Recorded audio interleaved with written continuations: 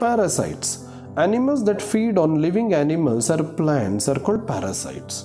So especially the animals which will feed on living animals or plants are called parasites.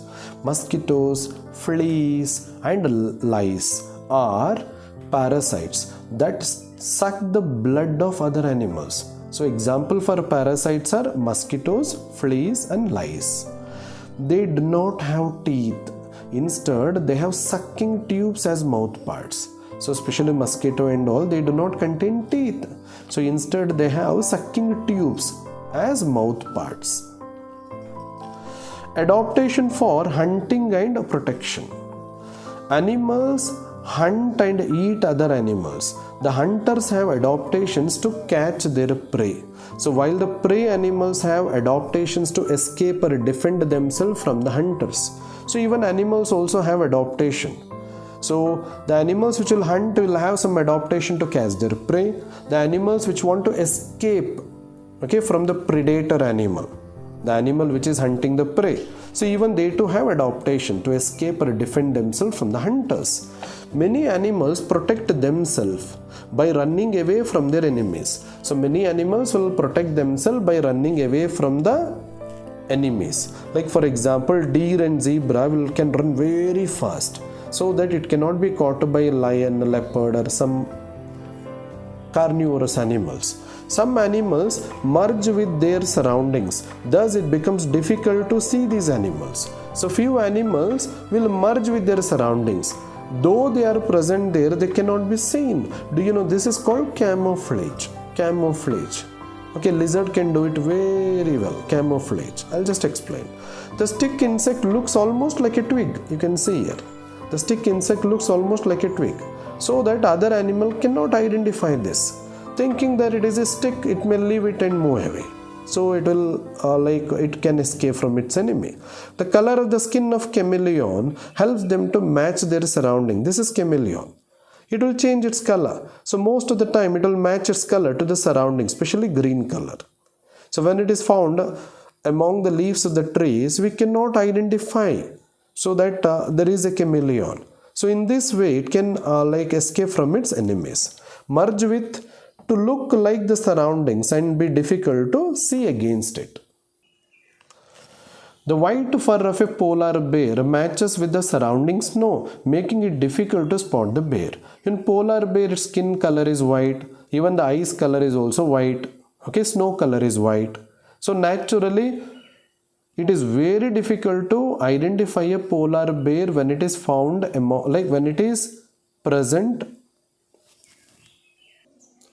in the places covered with snow. The stripes of zebra and tiger make them hard to see in the grassland or forest. So especially the stripes of zebra. Even it can be tiger also. It is very difficult to identify them, especially when they are in the grassland or forest. Some animals have spines or shells on their bodies to protect themselves.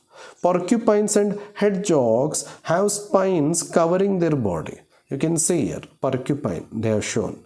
With the spines. So with this, they can defend themselves from their enemies. When a hedgehog senses danger, it rolls up into a ball. It becomes very difficult for the predator to attack it because it has got spines around it. So it will roll it like a ball, so that entire its body will be covered with the spines. So hedgehog cannot be that easily killed by the predator animal. Predator means the animal which will attack. So here it is. Predator, an animal that catches and kills another animal. So it is called as predator. Tortoises and snails have hard shells covering their body. So you can see here a tortoise with a hard shell covering its body. So whenever it will feel danger, it will withdraw its head as well as legs within this particular shell. Even a snail also, it has got a hard shell so that it can get protection from its enemies. Some animals like rhinoceros and buffaloes use their horns to fight their enemies. You can see a rhinoceros, single horn rhinoceros it is. It can use the horn to protect itself from the enemies. Some animals like opossum and some snakes pretend to be dead when they are in danger. So few animals, they act like they are dead. so that they can get protection from the like predator animals. Most of the predator animal, they kill other animal and eat. Usually they don't eat the dead ones. So in that way, opossum and snake, so when they pretend that they are dead, so usually predator animal may leave it and move away. So in that way it can escape. The globefish, here it is, the globefish can blow itself to twice its normal size so that it looks bigger and scares away its enemy.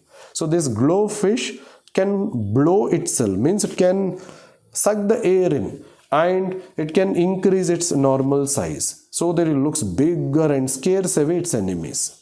It looks bigger so that the enemy will feel like, okay, it is attacking another bigger animal, so it will move away.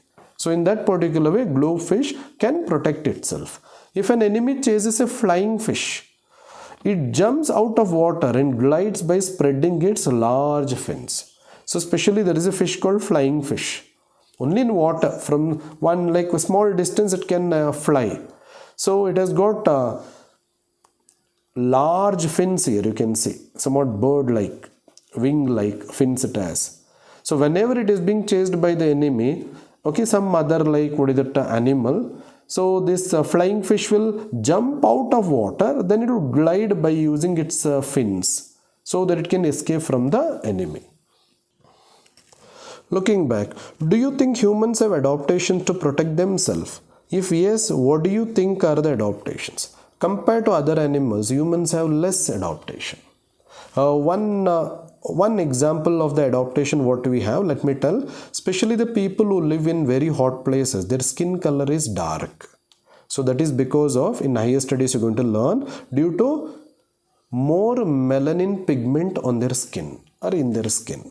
So when more melanin pigment is present, their skin color is dark. It will give protection for the skin cells, mainly from the intense sunlight. Whereas the people who live in the places where the sunlight is not that intense, usually they will be fair. In them the melanin pigment will be less. So that is one simple example for adaptation. We are more intelligent than any other animal. So we actually use, especially when we go to cold places, so we actually use some warm clothing. So when we go to like warm places, so we actually use cotton clothing so that we get more air or more ventilation in that way. So we use our intelligence to adjust to different places on earth. At the end of this chapter, so we have learned the surroundings or the environment in which an animal or a plant lives is called habitat. Animals are classified according to their habitats as terrestrial, aquatic, amphibians, arboreal and aerial. Animals living in different habitats are adapted to surviving in their surroundings. Animals are classified as herbivores, carnivores, omnivores and parasites according to their feeding habits. Their teeth and other body parts are adapted to the kind of food they eat. Animals are adapted in different ways to hunt and to protect themselves from their enemies.